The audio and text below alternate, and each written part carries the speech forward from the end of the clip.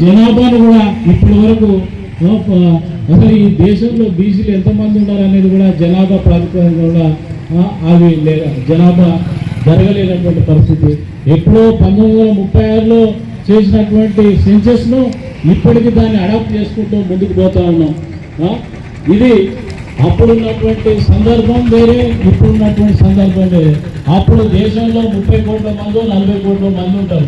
ఇప్పుడు దాదాపు ఎంత 150 కోట్ల దగ్గర ఎంత ధనం ఉందో, డబ్బు ఆస్తుందో, మొత్తం భారతదేశంలో ఉన్న 140 కోట్ల మంది ఈక్వల్ ఆ ఊహించుకుంటారు. బాలయ్య గారు, శ్రీనివాసు, మోదీ యాదవ్ గారు, ప్రభాకర్ గారు, అదేవిధంగా ఇంకా 10 మంది ఉన్న దగ్గర ఒక మనం చర్చ అనేది తీసుకురావాలి. అసలు గతంలో మన బాలన్న చెప్పినట్టు కూడా ఈడబ్ల్యూఎస్ అనేది చాలా మందికి కొంత అవేర్నెస్ ఉన్న వాళ్ళకి కూడా తెలియదు. ఈడబ్ల్యూఎస్ ఎప్పుడు ఇచ్చేది కూడా మనకు తెలియదు. కాబట్టి మనం అందరం టార్గెట్ అంతా మన సొంతం మన అన్ననో తమ్ముడు అయినా కూడా మన బీసీ దానికి వ్యతిరేకంగా మాట్లాడితే వాళ్ళని కూడా వ్యతిరేకిస్తారు. మన బీసీలకు న్యాయంగా చేసి మన శత్రువు మాట్లాడినా వాళ్ళకి స్వాగతిస్తారు. మన టార్గెట్ అంతా ఒకటి. 42% అనేది గుట్టి కంటే మెల్లిమేలు అన్నది. అసలు గుడ్డు కళ్ళేలేము కంటే సగం కనిపించే కన్ను ఇస్తే చాలు అన్నట్టు. మనకి ఇప్పుడు ఆశ ఏంటంటే అంబేద్కర్ ఇచ్చిన రాజ్యాంగం ప్రకారంగా చూసుకుంటే మనం అన్నట్లు 60% 70% ఇచ్చిన మనకు తక్కువ.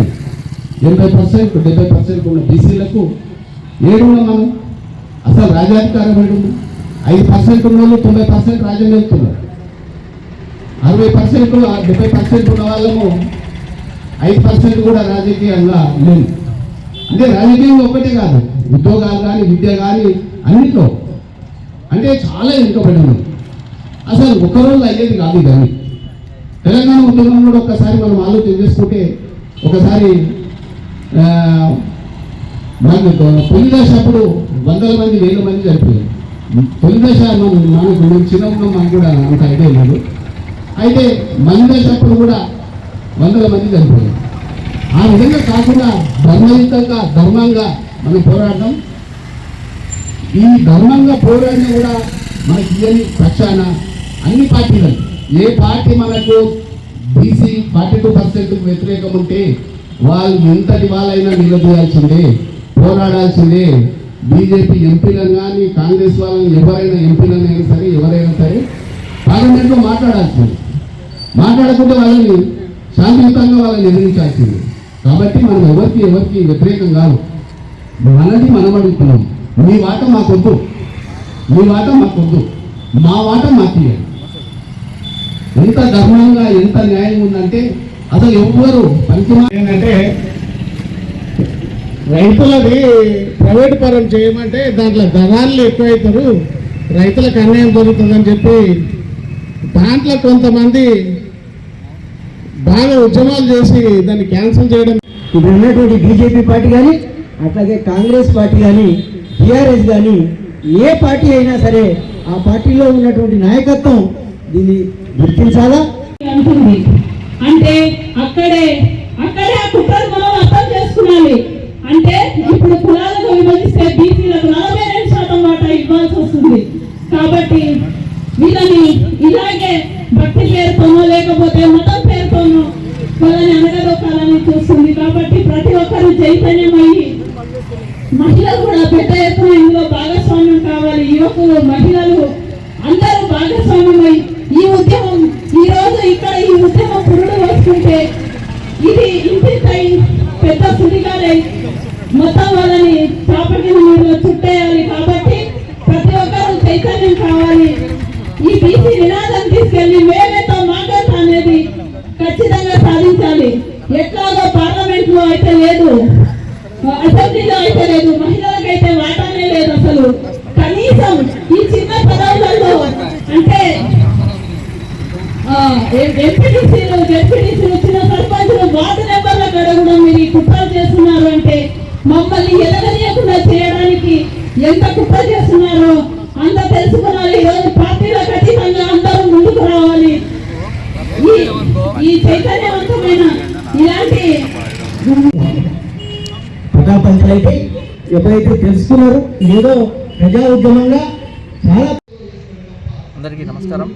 ఇవాళ పాలమూరు జిల్లా కేంద్రంలో బీసీజేఏసీ ఆధ్వర్యంలో ధర్మదీక్ష పోరాటం జరుగుతున్నది. ఇది తెలంగాణ ఉద్యమాన్ని స్ఫూర్తిగా తీసుకొని ఇవాళ బీసీజేఏసీ ఈ కార్యక్రమాన్ని నిర్వహిస్తుంది. ఇలాంటి కార్యక్రమాల వల్ల బీసీల్లో చైతన్యం పెరిగి అలాగే ఐక్యమత్యంతో ఈ బీసీ ఉద్యమాన్ని ముందుకు తీసుకుపోవడం జరుగుతుంది. ఇలాంటి కార్యక్రమానికి భారతీయ జనతా పార్టీ తరఫున మేము సంపూర్ణ మద్దతు ప్రకటిస్తూ అలాగే ఈ బీసీ రిజర్వేషన్ని కామారెడ్డి డిక్లరేషన్లో కాంగ్రెస్ పార్టీ ప్రకటించింది.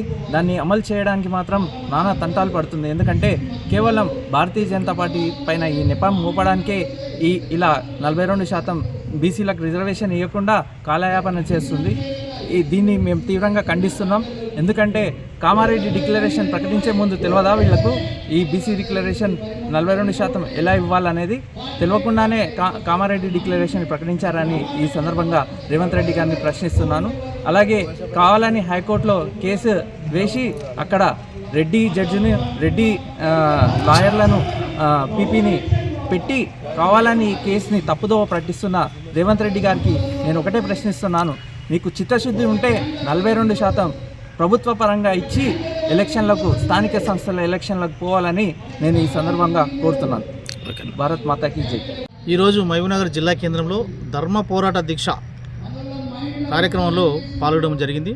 దీని ప్రధాన ఉద్దేశం ఏదైతే కామారెడ్డి డిక్లరేషన్ ప్రకారం బీసీలకు 42% ఇస్తామని చెప్పి 2.5 కోట్ల బీసీ ప్రజల ఆకాంక్షతో గద్దెనెక్కిన కాంగ్రెస్ పార్టీ గెలిచిన తర్వాత దాన్ని అమలు చేయకుండా కాలయాపన చేస్తున్న సందర్భంగా ఈరోజు తెలంగాణ వ్యాప్తంగా జిల్లాల వ్యాప్తంగా అన్ని బీసీ కుల సంఘాలు, ప్రజా సంఘాలు, విద్యార్థి సంఘాల ఆధ్వర్యంలో పెద్ద ఎత్తున ఉద్యమాలు జరుగుతున్న ఈ నేపథ్యంలో ఖచ్చితంగా కాంగ్రెస్ పార్టీ 42% రిజర్వేషన్ అమలు చేసిన తర్వాతనే స్థానిక సంస్థలు ఎన్నికలు నిర్వహించాలని మేము కోరుచున్నాం. ఎందుకొరకంటే కామారెడ్డి డిక్లరేషన్లో చాలా స్పష్టంగా విద్యా ఉద్యోగ అవకాశాలు చెప్పిన కాంగ్రెస్ పార్టీ ఈరోజు 42% ఏమో 9th షెడ్యూల్ జీవోలు అవసరం పడుతున్నది. కానీ విద్యా ఉద్యోగాల అవకాశం కల్పించడానికి ఎందుకు కాలయాపన చేస్తున్న బీసీ సమాజానికి సమాధానం చెప్పాలి. వీళ్ళ చేతిలో ఉన్న పనిని ఈరోజు చేయకుండా ఓవరాల్గా ఈరోజు కాంగ్రెస్ పార్టీ రెడ్డి అహంకారంతో ఈరోజు రాష్ట్రంలో పరిపాలిస్తూ బీసీలను అనగదొక్కేందుకే ప్రయత్నం చేస్తుంది తప్ప ఏ కోశాన్ని కూడా ముందుకు పోవడానికి ప్రయత్నం చేస్తలేదు.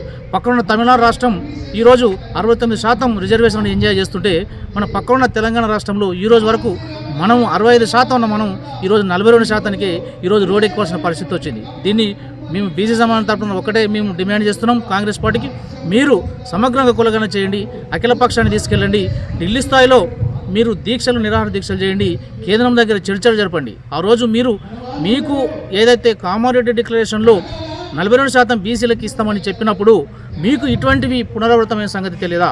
గతంలో కేసీఆర్ ప్రభుత్వం ఉన్నప్పుడు పంచాయతీరాజ్ చట్టాన్ని సవరణ చేసినప్పుడు ఆ రోజు హైకోర్టు కానీ సుప్రీంకోర్టు కానీ కొట్టివేయడం జరిగింది.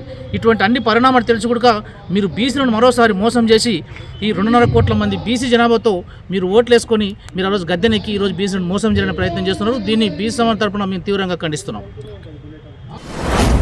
మీ వ్యాపారం అభివృద్ధి కావాలని కోరుకుంటున్నారా? అయితే వెంటనే క్యూనస్ని సంప్రదించండి.